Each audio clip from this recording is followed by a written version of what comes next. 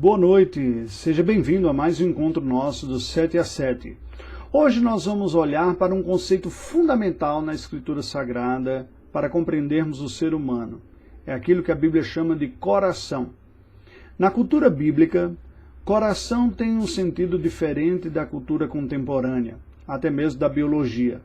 Quando a Bíblia fala de coração, lev em hebraico, ele não está falando do órgão, o músculo, os músculos que compõem o órgão que bombeia o sangue pelo nosso corpo. Também não está falando numa oposição com a compreensão, a parte emotiva do ser humano. Não. Quando a Bíblia fala de coração, está falando da raiz mais profunda do ser humano, do âmago do seu ser. Aquela parte essencial, a fonte de tudo o que nós somos enquanto seres humanos, na nossa capacidade compreensiva, na nossa capacidade afetiva e a nossa capacidade volitiva. Somente Deus tem acesso pleno, profundo e plenamente consciente de qual é a natureza do coração humano e o que se passa no coração humano. A Bíblia diz através do profeta Jeremias que enganoso é o coração humano e desesperadamente corrupto, quem o conhecerá? O Senhor Jesus alerta sobre a gravidade da situação do coração humano após o pecado, quando em Marcos capítulo 7 ele nos diz o seguinte, a partir do versículo 18. Então lhes disse, assim vós também não entendeis, não compreendeis que tudo que de fora entra no homem não pode contaminar, porque não lhe entra no coração, mas no ventre e sai para lugar escuso?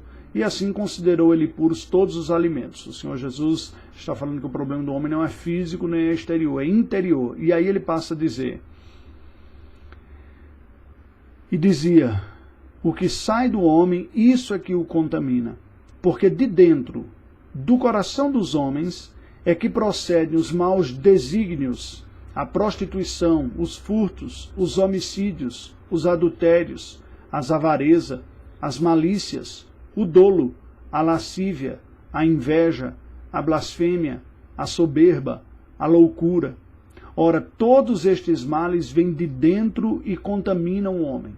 Portanto, a ideia bíblica, conforme Cristo bem expressa aqui, é que o coração humano é a sede da nossa humanidade. É a fonte dos nossos pensamentos, dos nossos anseios, prazeres e, portanto, decisões que nos levam a buscar satisfazer essas aspirações. O coração, biblicamente, portanto, tem três dimensões, como nós podemos perceber, que são elas: a parte cognitiva ou intelectual, racional, compreensiva, a razão, a inteligência. O coração também é a fonte das nossas afeições, dos nossos prazeres, satisfações, emoções, sentimentos. Nós chamamos de afeição essa parte, aquilo que nos dá as sensações.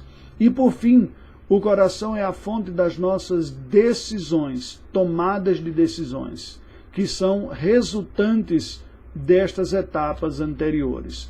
É do coração que procede as nossas deliberações. Farei isso, farei aquilo outro, não é? As escolhas que nós fazemos na vida.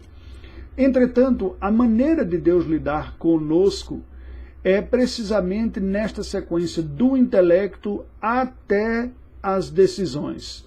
Nós não podemos inverter isso para não incorrer numa violação da ordem natural das coisas.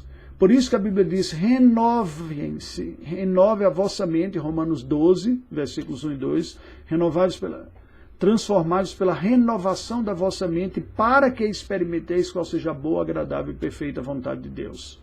A transformação espiritual, o caminho inverso, houve a queda, agora o caminho da santificação, é o caminho que começa pela compreensão. Nós precisamos entender as verdades bíblicas. Deus, portanto, fala ao nosso intelecto. É preciso haver um convencimento.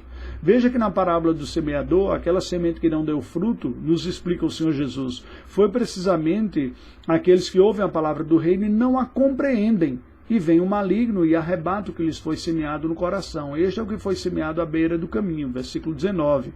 E no versículo 23, o que produz bom fruto, diz, é o que foi semeado em boa terra, é o que ouve a palavra e a compreende. Este frutifica e produz a 100, a 60 e a 30 por um. Mas a compreensão não é tudo, não é um fim em si mesmo, é um meio de atingir a totalidade do ser humano, do coração humano. Nós somos convencidos pela verdade e aí temos as nossas afeições conquistadas. Veja que a palavra de Deus vai nos dizer em Deuteronômio capítulo 10, agora, pois, ó Israel, o que é que o Senhor requer de ti? Não é que temas o Senhor teu Deus e andes em todos os teus caminhos e o ames e sirvas ao Senhor teu Deus de todo o teu coração e de toda a tua alma para guardares os mandamentos do Senhor e os seus estatutos que hoje te ordeno para o teu bem?